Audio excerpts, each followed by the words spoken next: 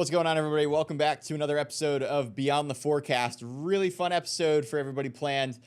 We've got weather folklore, and interesting topic here because I feel like everybody's kind of heard of a different kind of folklore. Jeff? Yes, Jeff's a joining us. saying. A saying. Yeah, yes. these are going to be some of the most popular sayings or phrases or things that have been passed down from generation to generation, from your aunt, your great uncle, whoever. You've heard these sayings before. At least these are some of them. There's probably a lot more than I don't even have. But we're going to go through some of them. This can be fun. We're going to try and explain some. We're going to try and figure out what the meaning of some of them are because we don't know all these. We haven't heard all these. Right. But it's going to be a fun episode to kind of see what truth there is and what science is behind some of these sayings. And kind of what both of us know. Yep. Because there are some, I'm looking at the list right now, that I've never even heard of. Yes. Reach out to us on social media if you have one that maybe you've heard of. The classic one for Hampton Roads is, if you don't like the weather, wait 5 minutes. But that's the classic one in almost any state. Any state, people could say that. I feel Yeah, like. pretty much, I except heard- maybe in yeah. like the desert. I don't think it works there. Right.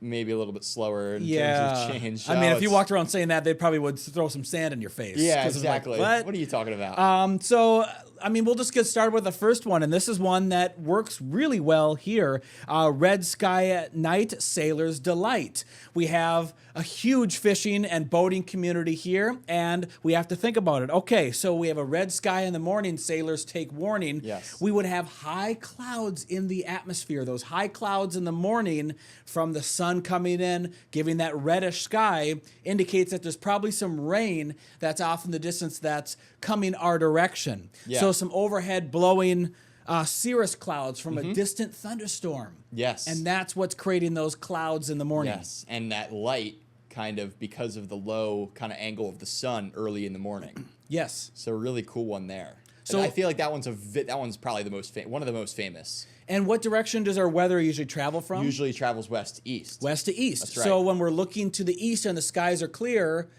but we look to the west and there's clouds, the sun's coming up from the east. It shines that light under the clouds. It paints that canvas of colors on the clouds. Now, the opposite, at the end of the day, sailor's delight, that would be good because now we're looking to the west. Yes. The sky is clear. Dry air is coming in after a front. There's still some leftover clouds from the storms earlier. Right. But those storms have now moved, in our case, out over the ocean. Over the ocean, away from land, away from our area, and we're getting that low sun angle now at the other horizon. Yes. But it's moving away, so we're not going to get those impacts of storms. So there's the red sky at night, sailor's delight. Yes. Enjoy that. That's It's a good thing. That's probably one of the most famous ones. That's a very good one and classic one. So now we'll go into ones that are getting a little bit more complicated. Yeah. Ring around the moon. So a ring around the sun or moon could mean that rain or snow is coming. Yeah. Do they mean what is it called? I'm forgetting what it's called. Those you look up in the night. Sundogs? Yeah, like a No. sundog, but a moondog kind of thing. Like Sundogs or moondogs are on the other side of the parent object as it's setting or rising on the horizon. okay. I'm trying to think. The ring, are you thinking about the ring, the halo? Yes. So the moon could have a halo, the sun Yeah. can have one too. That's when it's overhead. Okay. Yeah, So- yeah. That's what I'm thinking of. I'm remembering kind of that circular Yep, kind of the shape circle. coming out. Yeah, that I've noticed that in the dead of winter before you look up and you're like, wow, look, that's a really cool little feature. So in the upper atmosphere where the clouds are hanging out, Yeah. they're made of ice crystals, as Right, you know. of They're course. not made of liquid drops that high in the sky. That high in the sky, the temperature can be 40 degrees below zero. Oh yeah, really cold. 40 below Fahrenheit is what in Celsius? It's 0. 40 below. Sorry. No. No. 40 below. There's a trick question. Oh, it's 4. It's 40 below. It's 40 below. Yeah, 40 below, 40 below. Yeah, My- that's what's amazing. my Yeah. bad. Sorry, I'm kind of throwing curveballs at you. This is gonna be a fun show. So anyway, we have the ring.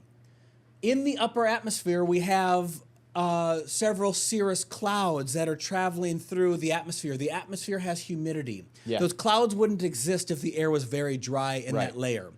Those clouds with those ice crystals, the way they reflect and refract the light creates that halo. That's a natural phenomenon of the shape of the ice crystal. The fact that they're there is what is the weather is. Those ice crystals are kind of mixing up that light kind of being, reflected off the moon. Yeah, so the moonlight's coming. Yeah, the moonlight's coming down, kind of scattering it a little bit. It hits those light. So the moonlight's coming down from the source, but the light is also coming down over here. It interacts with those areas where the light crystals are. It bends it towards the person. Yeah. So that's what we're seeing. We're seeing that light at that certain degree around the moon or around the sun. Now, when you have that type of moisture in the atmosphere, that can mean that there's a chance for rain or precipitation, maybe snow if the air is cold enough in the next 36 hours. So it's a very rough tool to use as, there could be rain because coming. out ahead of a storm system, you usually do have those really high-level clouds that move in, maybe a little bit of that almost milkiness to the sky. Yep. Some of those ice crystals moving in even ahead of those really tall cirrus clouds. Yes. That could be the reason for that. I would say, that sometimes that could hold true, this saying here, the ring around the moon. Seeing that could be a sign of things to come. Yep. That could. That's cool. I was thinking about canceling out. That's why I said 0. I was thinking about canceling out.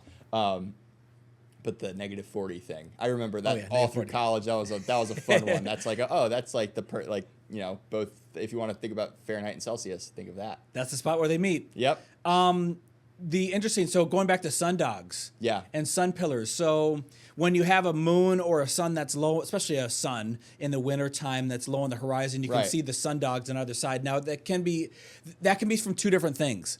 That can be from the upper atmosphere ice crystals, or it could be blowing snow if you're in that type of climate. Oh, okay. Blowing snow can create that effect too. Right. So, I've never experienced that. We're just, we're not in an area where we usually see enough blowing snow for that to happen. Right. And where you grew up, you don't get that Arctic air mass that's just locked in where it's 20 below and the snow's blowing around. No, it gets cold, but not that cold. Yeah, not like that. So that's just something that can happen in like the northern tundra type states. Have you seen it in Minnesota? Oh yeah. Yeah. Many times. Yeah, I mean that's what a sundog pretty much is. They're cool. And then a sun pillar is where the light is below the sun itself. Gotcha. So you have the three different spots: the sundogs on either side, and then the sun pillar down in the middle. I've never seen one before. I'm seeing it now. I just looked it up. So images here. Yeah, it's cool. So that's really cool. Now you can see these when you're looking over farm fields and when you're looking over large areas that are a bit more rural. You're not going to see this in downtown. Most of these are flat and very cold looking places. So now we're going to move on to animal behavior. Ooh. Okay. So animal weather folklore, and this is where I don't have as much expertise, but let's see if we can break this down together. Yes. So cows lying down. When the cow lies down, expect a storm. When the cow lies down, expect a storm. I've never heard that one before, ever. Me neither. So the hint that's here, it says, and I haven't heard this one until today, cows are sometimes believed to lie down to protect a dry patch of ground before a rain event. Oh, so it's trying to keep that ground dry. It's trying to keep it dry. Gotcha. So it's not in the mud. I don't have much understanding of cows. I've been on dairy farms before where I've done stories, but I wasn't talking about why the cows are lying down. We were talking about other things. A lot of times you hear, animals can sense changes in pressure. Yep. So maybe that could be why. Maybe there's a coincidence there. Maybe people have started noticing, right before these big storms started happening, these cows were just laying around, chilling out, doing nothing. Yeah. So that's probably, with the falling pressure, that's kind of probably where that coincidence happens. Yeah, I guess so. So maybe they can sense the storm coming. They're like, all right, guys, it's time to protect our little patches here. We want to keep them dry. If you have cows and you have the answer to this, let us know because I'm actually really interested. Have you ever seen this before? Yeah, I'm really interested in that one. That's pretty cool. I have not been around enough cows. Oh, it's fun. I like going to the dairy farm or just going to the farm, spending a day in the farm if I can chance. I have an aunt who lived out on a farm in New Jersey, in Howell, New Jersey, and they had horses, pigs. Okay. Chickens. She had it all. Never had cows, though. We never had cows. Okay. I think the infrastructure to have that is pretty. You probably pretty need hefty a duty. lot of land. Yeah, you need the land, and you also need inside the barn needs to be different than for holding hogs. Oh yeah, and pigs because you need something that is now I don't know how tall, but let's say 5 feet tall, 6 feet tall, and it needs to be steel. Right. So the cow won't just push through it. Versus a pig has some strength, but a cow is different. So That's pretty cool, though. That is cool. I've never heard that one, but I that's think a cool one. I think keeping the patch of ground dry, I can relate. I wouldn't want to be laying down in a soaking wet field, right? So That would be uncomfortable. That sounds uncomfortable. You know what else is you know what is uncomfortable, and we're going to talk about achy joints, but we're going to take a little mini break here. Good idea. And then we'll talk about aching joints and the weather folklore.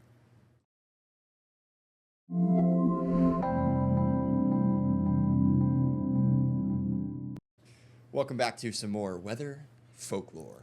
Yeah, so aching joints. Aching joints. I've probably heard of this one many times. Yeah, With so the incoming storm systems, Yep. or you start to feel a little, pretty much know it. a little achy. The knees start hurting. My knees hurt, and I know there's rain coming. Shoulders going. You know, the official thing is a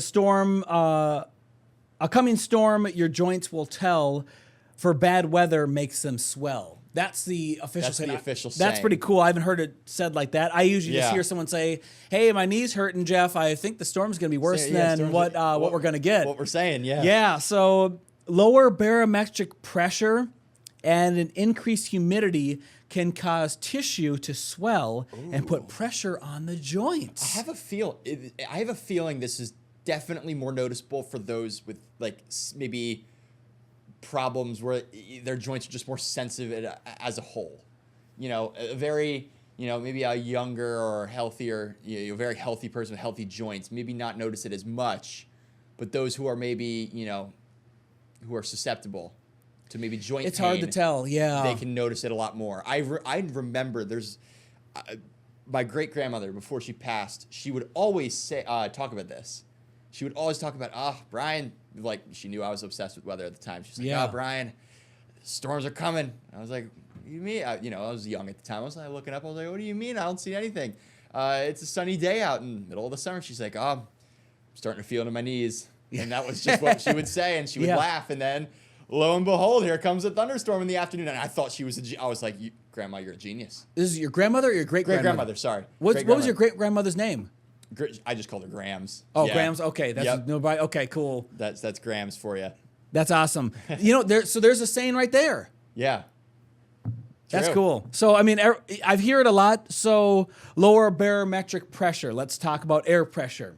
The basics. High pressure, sunshine, low pressure. We get storm systems that move into the area. They're associated with big storm systems. It Yeah. can be a hurricane. It can be a hurricane, nor'easter. Could be, just a big front moving on. Front's coming on in and it's moving quick. Or it could be just, like you said, a simple front. So we get that barometric pressure to lower. We need a barometer in here. We have this thermometer, this Galileo thermometer. We need to get one of those glass barometers in here. Yeah, we do. So we can see the pressure change every day. We need more weather-related decorations. Yes. I think we need to put an order in. Yeah, we got to put some weather decor You in. ever see those those little cloud things with the liquid in it, and you can shake it up, but it essentially responds to, I guess, the pressure. The cloud. There's it's a glass cloud decoration. It's meant to be a decoration. Yeah. And it responds, I guess, to pressure.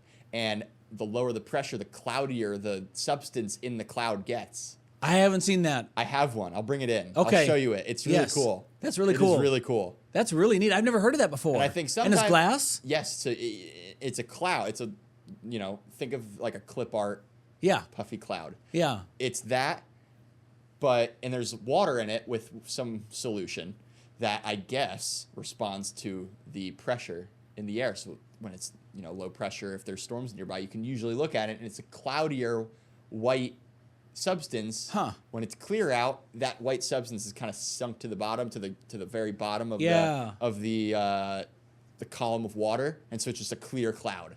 That's cool. I'll have to bring it in and show you. Okay, we'll check it out. It is kind of cool. I wonder if what the exact science is behind how they do such a thing. But yeah, it's really cool. Next one. Okay, mackerel sky. Mackerel sky. You haven't heard about this one.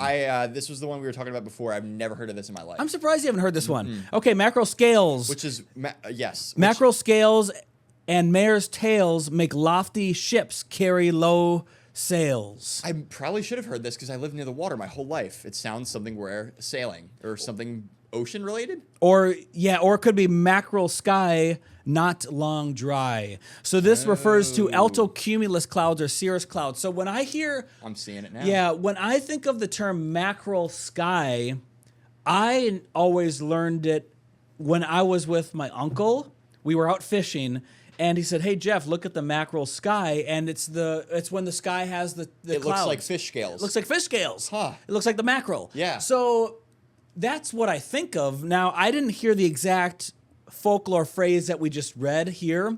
I just heard it as, "Hey, cool, look at the mackerel skies," and that's all it was. It never actually meant anything from when I was growing up, at least from what I remember. Right. Because we were out in the fishing boat trying to catch whatever, usually northern pike or walleye, or trying not to catch sunfish. And we're just on the lakes in Minnesota, like Lake Minnetonka and things like that. But that's what I thought of. So mackerel sky, if you see that, it's pretty cool. Now, again, it's referring to those altocumulus clouds that we're talking about, or it can be cirrus clouds too, often indicating that approaching change in weather is coming. Yeah. That's interesting. I've never heard of that one, but I like how I'm looking at it now. Yeah, they do kind of look like fish scales. Yeah, Never sky. never looked at it that way, but it can kind of indicate, like you said, storms are coming, weather's going to be changing. Kind of always look at the pressure too. Is the barometric pressure falling? The weather ones are actually, they have some science behind them. Yeah. They actually have some good science behind them, so that's really good. Here's one that I've never heard of until today. The morning rainbow. Rainbow in the morning is the shepherd's warning. Rainbow at night is the shepherd's delight. Is this one similar to the red sky at night? Yeah, kind of it's one? very similar to red sky in the morning, sailor take warning, red sky at night, sailor's delight. Similar, but rainbow. Yes, exactly, because your sunlight is kind of hitting up against those raindrops. Yep. Falling down from the cloud. If you have that during the morning, our weather moves from west to east, the raindrops that it's hitting are usually going to be on the way. You'll never see a rainbow at noon. Never at noon because the sun is directly overhead. Yep. So you can't. You can't. There's actually one way. Well, if you have the sprinkler on. Sprinkler, you figured it out. Yeah, sprinkler. Yeah. I was wondering if you're on my page. The sprinklers, or if you got I've always seen the slip and slides. In the middle of the summer, you're having a nice fun slip and slide. Your buddy's going down really fast, and he pushes all the water out, and it's like boom. Mm-hmm. He's like, you look at your buddy, you're like, you just made a rainbow. Yep.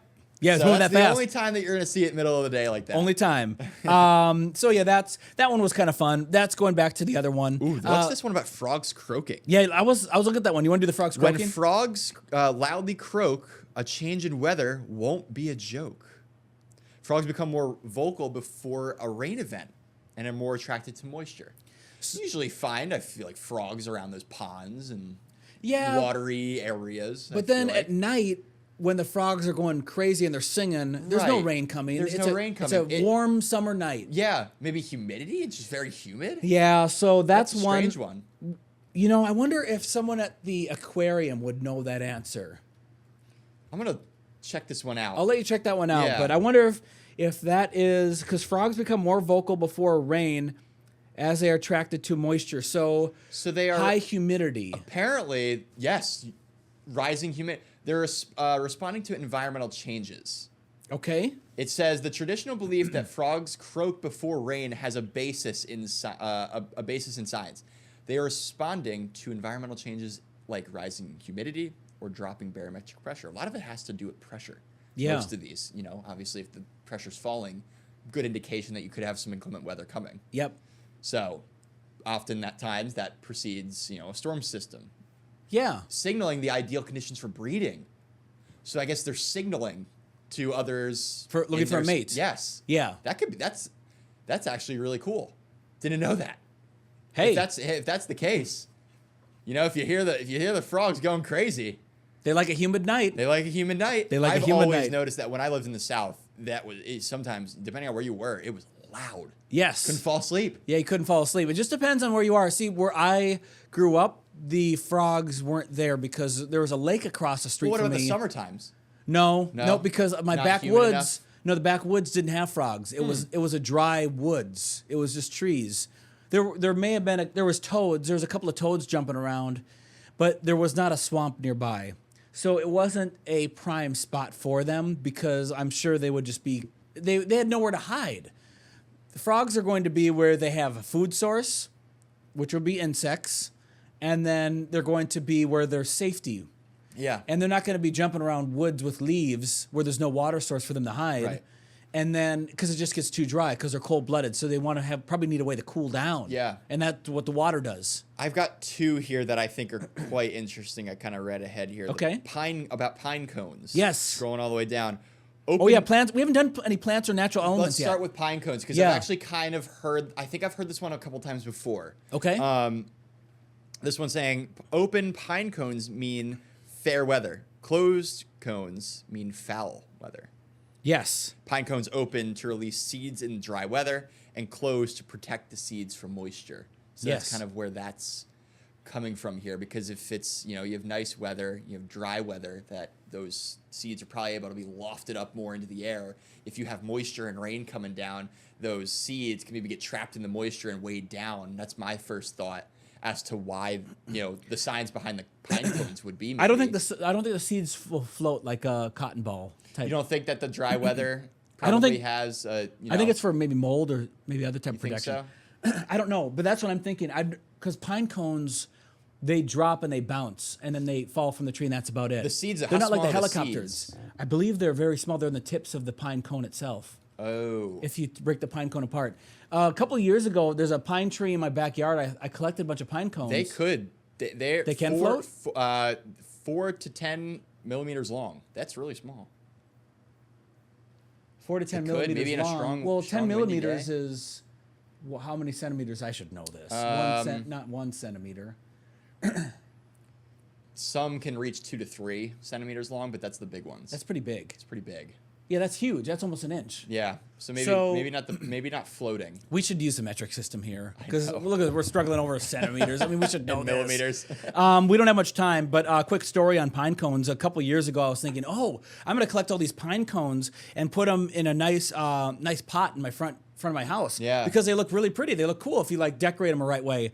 I forgot that they shrink and they get smaller when they get wet.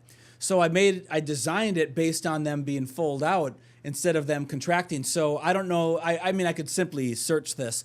I wonder if there's a spray, like an acrylic spray you can put on the pine cone when it's opened out. Yeah. So you can seal it from closing up again. Oh yeah. Because when you go to during the holiday season, you can see pine cones on the wreaths and stuff. They're always opened up and they're covered in a paint. So there's got to be a way to open them up. So that's one thing that I'm kind of wondering there. Are you trying to preserve them for crafts and stuff? Yeah, for crafts and stuff. Yeah, because it can be used for art. Let's do one more, and then we're going to be out of time because we have about 2 minutes left. I was thinking about the oak and ash one. Let's do that one. The oak and ash. If Yeah. the oak is out before the ash, 'twill be a summer of splash. If the ash is out before the oak, 'twill be a summer of soak. Ooh. Relating to the leaves budding out in the spring. Huh. So if the oak is out before the ash, 'twill be a summer of splash. If the ash is out before the oak, 'twill be a summer of soak. So what does a summer of splash mean? Light rain or heavy rain? What does that even mean? I thought that meant rain. That's what. Yeah, that was but my then- but first summer of thought. soak is I was like do they mean like a rain. splash of color? Because I'm thinking I have no relating idea. to the leaves budding out in spring, I don't know. like an explosion of colors from the everything starting to bloom and everything happening. Is that what that also could mean? I don't know. I had someone from the forestry department in my city come out and look at a tree a couple of years ago for me. Yeah. I might have to send him a note. Say, what does this What mean? does this mean? Because this is one I don't know. I don't know If you either. know, tell us. Send us a note because this is one that's quite interesting. Yeah. Huh. All right. Well, that's all the time we have for now for the weather folklore. But this was kind of fun to talk about some things. There's Send more. in your send us on social media. Just drop them Yeah. in our comments on our latest post, or send us a message if you have any cool weather folklore. Yep. We'll have to Reach do this out. one again. We'll have to do this one again. Yep. I'm gonna do a little bit more digging on some of these too, because there are some that I've never heard of in my life. Yeah. And I think there's gonna be a lot of region specific ones too. Oh, yeah. A lot of region specific ones. Yes. So it'll be interesting to kind of hear maybe some different perspectives. I love scratching the surface. It's yeah, fun. exactly. All right, that's it from Beyond the Forecast. We'll see you all next time.